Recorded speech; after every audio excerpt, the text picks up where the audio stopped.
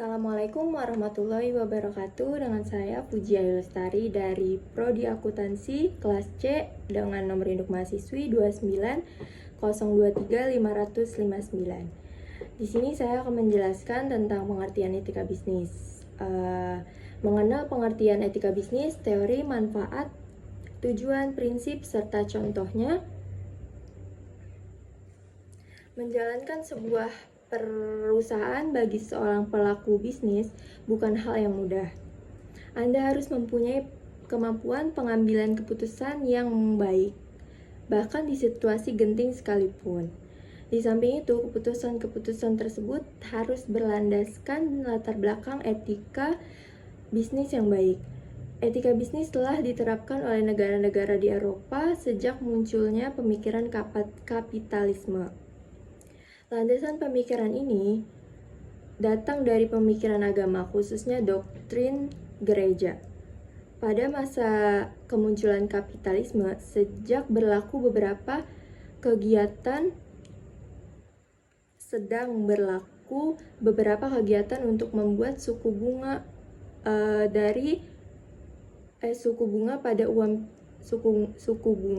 pada uang pinjaman. Gereja dan kaum kapitalis melarang kegiatan tersebut karena pinjaman ini digunakan untuk keperluan konsumsi bagi masyarakat miskin. Dasar pelarangannya adalah kegiatan konsumsi merupakan kebutuhan hidup yang tidak dapat berakhir kecuali si peminjam uang mengalami kematian. Suku bunga akan bertambah terus-menerus selama peminjam masih hidup. Karena gereja dan kaum kapitalis mengadakan kerjasama untuk membuat peraturan kegiatan bisnis yang mempunyai etika. Selanjutnya, pengertian tentang etika bisnis. Dalam menjalankan bisnis dengan stakeholder, perusahaan harus memastikan hubungan yang terjalin diantaranya selalu baik. Solusi dari masalah tersebut adalah menerapkan prinsip etika berbisnis dalam perusahaan. Etika bisnis adalah segala sesuatu tentang pedoman norma bagi seluruh perusahaan dalam mengambil keputusan. Dengan terjaganya hubungan baik antara perusahaan dengan stakeholder melalui implementasi prinsip etika. Potensi usaha untuk berkembang juga semakin terjamin. Etika bisnis adalah tindakan yang dilakukan dalam kegiatan bisnis dengan tidak menyalahi aturan organisasi dan masyarakat. Dalam etika bisnis, setiap kegiatan harus dalam keadaan wajar dan sesuai dengan norma dan etika yang berlaku. Setiap tindakan bisnis harus dilandasi dengan moralitas dan prinsip kebenaran yang disertai dengan tanggung jawab dalam berbisnis. Dalam etika bisnis, tindakan bisnis yang dilakukan oleh individu, kelompok, atau perusahaan tidak boleh sampai merugikan orang lain di luar kegiatan bisnis. Etika bisnis dikembangkan oleh masyarakat di tempat bisnis diadakan. Tujuan penerapan etika bisnis adalah mempermudah pencapaian tujuan bisnis. Etika bisnis dilaksanakan dengan menggunakan metode yang diterima oleh logika dan bersifat estetika. Konsep-konsep etika bisnis mulai diterapkan sejak awal abad ke-21 Masehi. Etika bisnis dalam sesuatu perusahaan dalam membentuk nilai, norma, dan perilaku karyawan serta pimpinan dalam membangun hubungan yang adil dan sehat dengan pelanggan atau mitra kerja, pemegang saham, dan masyarakat. Lalu ada pengertian teori etika bisnis menurut para ahli. Contohnya, yang pertama yaitu ada Joseph Hus. Etika berbisnis adalah penerapan moral dalam bidang ekonomi, utamanya industri biasa. Dan yang kedua ada Mukhlis. Menurutnya etika yang ada dalam dunia bisnis adalah sebuah pengetahuan seorang tentang bagaimana cara yang ideal untuk mengelola bisnis yang berdasar pada norma moral secara umum. Dan yang ketiga ada Hill and Jones. Etika dalam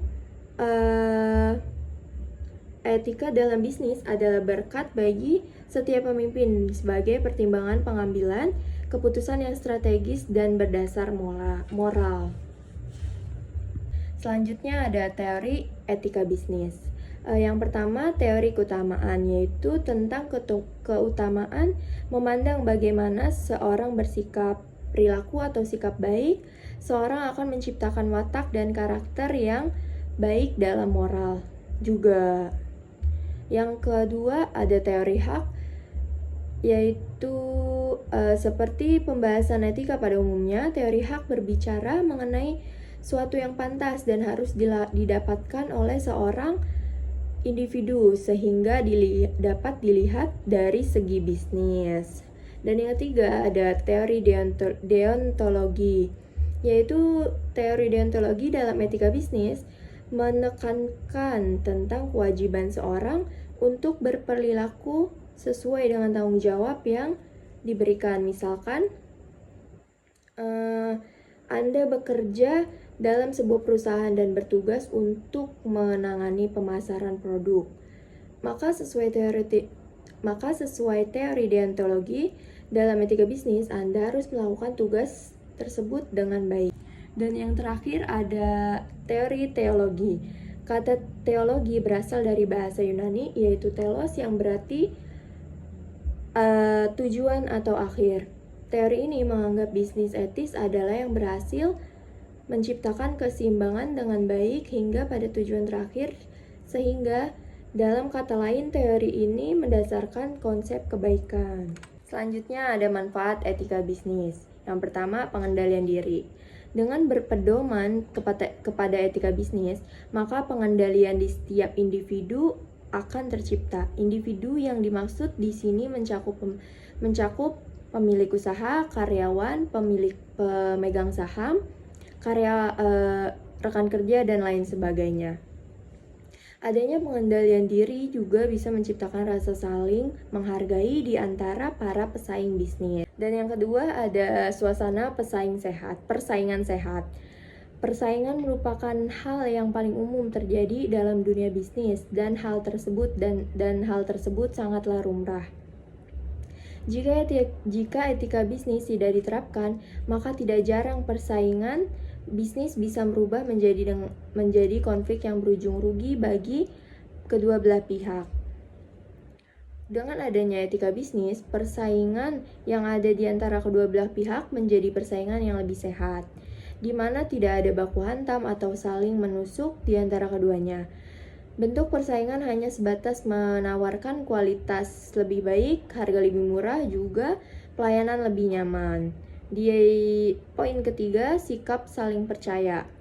Tidak ada bisnis yang mampu bertahan tanpa adanya rasa percaya pada setiap individu di dalamnya. Memberi kepercayaan kepada rekan kerja merupakan hal yang wajib dilakukan karena apabila tidak ada rasa percaya di antara para pekerja ataupun pemilik, maka proses bisnis tidak akan berjalan dengan lancar. Dan yang terakhir, ada memperhatikan kepentingan bersama. Masih berkaitan dengan prinsip saling menguntungkan, dalam etika bisnis, sebuah bisnis hendaknya tidak terpaku pada kepentingan beberapa pihak saja, misalnya hanya mementingkan pemilik atau pemegang saham. Bisnis yang sehat merupakan sebuah bisnis yang bisa memperhatikan kepentingan bersama secara adil dan sesuai dengan porsinya. Karena keberhasilan bisnis juga bergantung pada kerjasama dan individu di dalamnya. Adapun tujuan etika bisnis, sebagian dari kalian mungkin akan bertanya-tanya, sebenarnya apa sih tujuan dari penerapan etika bisnis? Jawabannya adalah sebagai pengendali untuk memberikan batasan-batasan bagi para pengusaha untuk tidak melakukan bisnis secara kotor atau yang bisa merugikan dari berbagai pihak. Seperti yang kita ketahui, banyak sekali pembisnis yang hanya berorientasi kepada keuntungan diri sendiri, dan pada akhirnya dia menghalalkan segala cara untuk maju tanpa peduli terhadap etika yang ada. Oleh karena itu, etika bisnis hadir untuk memberikan aturan dan arahan bagi mereka untuk yang bisa menjalankan manajemen bisnis yang sehat serta tidak merugikan pihak lain ataupun melanggar hukum yang berlaku. Selanjutnya ada prinsip etika bisnis. Selain 4 teori besar tersebut, ada pun prinsip etika yang harus dijalankan selama penerapannya. Populix telah merangkum sejumlah prinsip utama dalam poin berikut ini. Yang pertama ada otonomi, yaitu seperti yang kita ketahui, kompetensi seorang pelaku bisnis dalam mengambil keputusan haruslah baik. Prinsip otonomi memandang hal tersebut sebagai wewenang perusahaan sepenuhnya, sehingga visi dan misi yang disusun membawa dampak baik pada kesejahteraan karyawan dan stakeholder perusahaan. Dan yang kedua ada equilibrium. Berhubungan dengan otonomi pelaku bisnis, segala keputusan yang diambil juga harus seimbang. Dalam kata lain, perusahaan tidak boleh berat sebelah dalam memutuskan sesuatu, misalnya memberi upah sesuai kontrak dan kontribusi kelas kerja karyawan. Di poin ketiga ada free will, kehendak bebas. Kehendak bebas yang dimaksud adalah kesempatan untuk didapat individu secara rata. Seluruh pelaku bisnis memiliki porsi yang sama sesuai dengan potensi mereka. Tidak boleh ada batasan hanya demi kepentingan satu kelompok saja. Yang keempat, ada responsibility. Sebelumnya pada teori deontologi dalam etika berbisnis juga membahas tentang responsibilitas pelaku usaha. Jadi di samping menerima kehendak bebas, segala perilaku atau tindakan yang diambil harus bisa dipertanggungjawabkan. Di poin terakhir atau di nomor kelima ada honesty. Dalam ranah bisnis, adanya transparansi, kejujuran juga harus diterapkan dalam berperilaku. Contohnya adalah ketika melakukan transaksi jual beli produk, maka prosedur yang dilakukan harus sesuai dengan regulasi yang berlaku di perusahaan.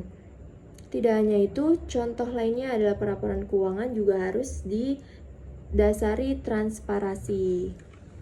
Dan di slide selanjutnya ada contoh kasus etika bisnis. Untuk menjaga bisnis Anda tetap berjalan dengan baik, tentunya menerapkan prinsip etika bisnis sangatlah penting untuk dilakukan, karena dari kebiasaan kecil tersebut bisa menjadi upaya untuk menghindari jeratan-jeratan pasal dalam menjalankan usaha.